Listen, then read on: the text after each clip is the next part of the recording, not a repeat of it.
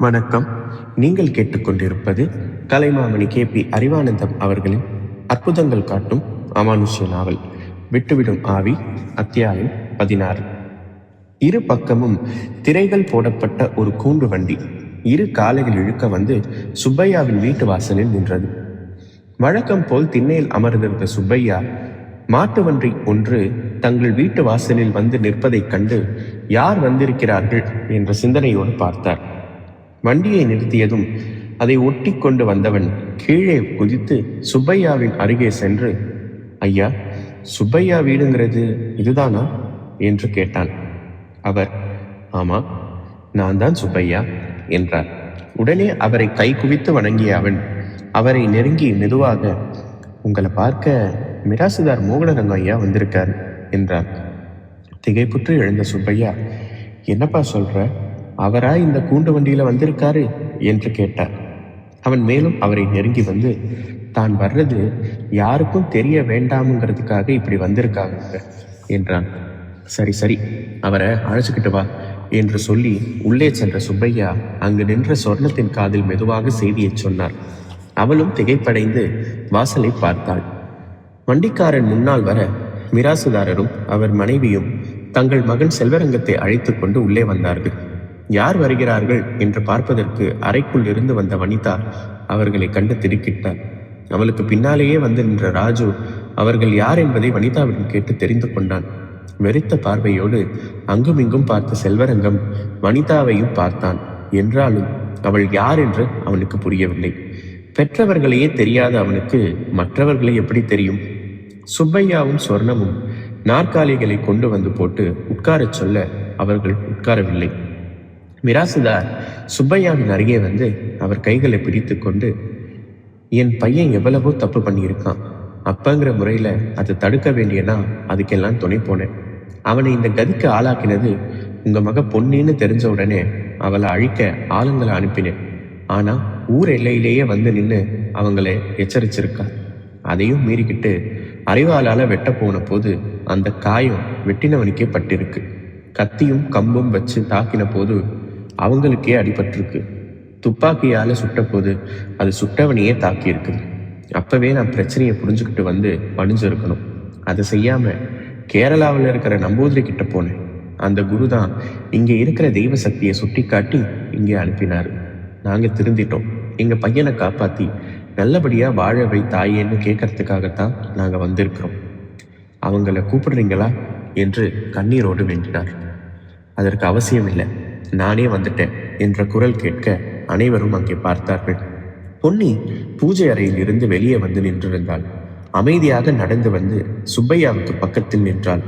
மிராசுதாரரும் அவர் மனைவியும் தங்கள் மகனையும் அவள் காலில் விழச் செய்து தாங்களும் விழுந்து, எங்கள் பிள்ளையை காப்பாத்து தாயி என்று கதறினார்கள். அந்த கதறலும் வேண்டுதலும் அங்கு நின்றிருந்த சொர்ணம், வனிதா, ராஜு ஆகியோரின் மனதையே கலங்கச் செய்து விட்டதென்றதால் சுப்பையாவின் நிலையை சொல்ல வேண்டுமா என்ன? கண்ணீர் பெருக பொன்னியை பார்த்து, இவங்களுக்கு கருணை காட்டுங்க சாமி என்று மனதிற்குள் பிரார்த்தித்தார். பொன்னி அதை ஏற்றுக்கொண்டதற்கு அடையாளமாக அவரை பார்த்து தலையசைத்தாள். தன் காலில் விழுந்து கிடந்த மூவரையும் பார்த்த பொன்னி, எழுந்திருங்க என்றாள். மிராசுதாரும் அவர் மனைவியும் எழுந்து கை குவித்து வணங்கி நின்றார்கள். பொன்னி, உங்க மகனோட பைத்தியம் தெளியணும்னா மறுபடியும் தவறான வழியில் அவன் போகாதபடி பார்த்துக்கணும் என்றாள். இல்லை தாயே, இனிமே எந்த தப்பும் நடக்காதபடி எச்சரிக்கையா பார்த்துக்குவேன். அது மட்டும் இல்லை, என் மகனால பாதிக்கப்பட்டவங்க, என்னால சங்கடத்துக்கு ஆளானவங்க எல்லோருக்கும் என்னால் முடிஞ்ச பரிகாரம் செய்திருவேன் என்றார் மிராசுதார்.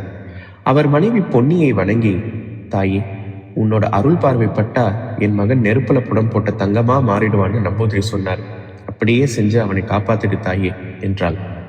அங்கு நடப்பவை எதையும் உணராமல் விழுந்தபடி கிடந்த செல்வரங்கத்தை உற்று பார்த்தாள் பொன்னி. சட்டென்று தன்னுறவு பெற்றவனாய் தலையை உயர்த்திய செல்வரங்கம் எழுந்து உட்கார்ந்து தாய் தந்தையரை பார்த்து, அம்மா, அப்பா, இங்கேயே வந்திருக்கீங்க என்று கேட்டுக்கொண்டே எழுந்து நின்றான். எதிரே பொன்னியை கண்டதும் திடுக்கிட்டு பதறிக்கொண்டு தாயின் பின்னால் சென்று நின்று, அம்மா, இது இது என்றான். மகன் தெளிவடைந்து தன்னை உணர்ந்து கொண்டான் என்பதில் மகிழ்ந்து போன அவன் தாய், இது உன்னை காப்பாற்றி என் வயிற்றுல பால் வார்த்த தெய்வம்டா. பைத்தியமா இருந்த உன்னை ஒரே பார்வையால் தெரிய வச்ச புண்ணியவதிரா இவங்க என்றாள். அவன் தன் தந்தையை பார்க்க, அம்மா சொல்றதெல்லாம் சத்தியம்தான்ப்பா. நான் செஞ்ச தப்பையெல்லாம் மன்னிச்சுட்டு தாயேன்னு அவங்க காலில் விழுந்து கும்பிட்டு கேட்டுக்கோ என்றார் மிராசுதார். மறுபேச்சின்றி பொன்னியின் காலில் மீண்டும் ஒரு முறை விழுந்து வணங்கி எழுந்தான் செல்வரங்கம். பொன்னி அமைதியாக அவனை பார்த்துவிட்டு தனது பூஜை அறைக்கு போவதற்கு திரும்பி நடந்தாள். இதற்கிடையில் வனிதாவை ஒரு கணம் திரும்பி பார்த்த மிராசுதார் ஒரு தீர்மானத்துக்கு வந்தவராக விரைவாக பொன்னிக்கு முன்னால் சென்று நின்றார். கைகளை கூப்பியபடி, தாயே, ஒரு வேண்டுகோள் என்று சொல்ல பொன்னி என்ன என்பது போல் அவரை பார்த்தாள். மிராசுதார் பணிவாக, என் மகன் செஞ்ச பாவத்துக்கெல்லாம் பிராயச்சித்தமா சுப்பையா மக வனிதாவை அவனுக்கு கட்டி வைக்கணும்னு நினைக்கிறேன். நீ சம்மதிச்சாதான் இந்த குடும்பம் சம்மதிக்கும்னு புரிஞ்சுக்கிட்டேன். அவனுக்கு புது வாழ்வு அமைய காரணமா இருந்த நீயே உன் தங்கச்சியை கொடுத்து முழு மனுஷனாக்கணும்னு கேட்டுக்கிறேன் என்றார். பொன்னி புன்முறுவல் புரித்து சுப்பையாவை பார்க்க அவர், உனக்கு சம்மதம்னா எங்களுக்கும் சம்மதம் என்றார். சொர்ணமும், ஆமாங்க, நீங்க சொல்றதுதான் சரி என்றாள். பொன்னி வனிதாவை பார்க்க அவள் எந்த சலனமும் இன்றி நீ என்ன சொன்னாலும் அதை ஏற்க தயார் என்பது போல் நின்றாள். பொன்னி, வனிதா, உன் மாமனார் மாமியார் காலில் விழுந்து ஆசீர்வாதம் வாங்கிக்கோ என்றாள். அனைவர் முகம் மலர்ந்தது. வனிதா உடனே சென்று மிராசுதார் அவர் மனைவி இருவர் காலிலும் விழுந்து வணங்கினாள். ஒரு கணம் கண்களை மூடி ஏதோ யோசித்த பொன்னி, ஒரு விஷயத்தை நான் தெளிவா சொல்லணும். நான் பொன்னியை விட்டு போனாலும் இந்த வீட்டில் உள்ளவங்க எப்ப என்னை கூப்பிட்டாலும் வருவேன். அப்படி ஒரு நிலைமை வராம பார்த்துக்க வேண்டியது உங்க பொறுப்பு என்றாள். மிராசுதார் மனைவி ரஞ்சினி பொன்னியை வணங்கி, எனக்கு இவன் ஒரே மகன்தான், பெண் குழந்தை கிடையாது. வனிதாவை என் மகளா பார்த்துக்குவேன் என்றாள். மகனை பார்த்த நீயும் சொல்லுப்பா என்றாள். அவன் பொன்னியை தெய்வத்தை பார்ப்பது போல் பார்த்து, தாயே, என் கடைசி மூச்சு உள்ளவரை வனிதாவை தவிர வேறு எந்த பெண்ணையும் தொடமாட்டேன். அவளுக்காகவே வாழ்வேன் என்றான். பொன்னி கருணையோடு அவன் சிரத்தில் கை வைத்து ஆசிர்வதித்தாள். தனக்குள் ஏதோ புதிய ஆற்றல் இறங்குவது போல் உணர்ந்த மெய்சிலிர்த்தான் செல்வரங்கம். அதிலிருந்து விடுபட்டு பார்த்த பொழுது அவள் அங்கு இல்லை. வரும்போது கூண்டு வண்டியின் இருபுறமும் திரைகளை போட்டுக்கொண்டு மறைந்து வந்த மிராசுதார் திரும்பிச் செல்லும் போது அதை நீக்கிவிட்டு அமர்ந்து சென்றார். வழியில் திகைப்புடன் பார்த்து வணங்கியவர்களுக்கெல்லாம் புன்முறுவலுடன் தாமும் வணக்கம் செலுத்தினார். அவர் சுப்பையா வீட்டிற்குத்தான் வந்து செல்கிறார் என்பதை அறிந்த முத்தையா, பரமசிவம் முதலாக பலரும் வந்து கூடினார்கள். மிராசுதார் தன் மகனுக்காக வனிதாவை பெண் பார்த்து விட்டு செல்கிறார் என்று அளவில் அறிந்த அதிசயத்து சுப்பையாவிற்கு வாழ்த்து சொன்னார்கள். இத்துடன் அத்தியாயம் 16 நிறைவுற்றது. மீண்டும் அடுத்த அத்தியாயத்தில் சந்திப்போம். நன்றி.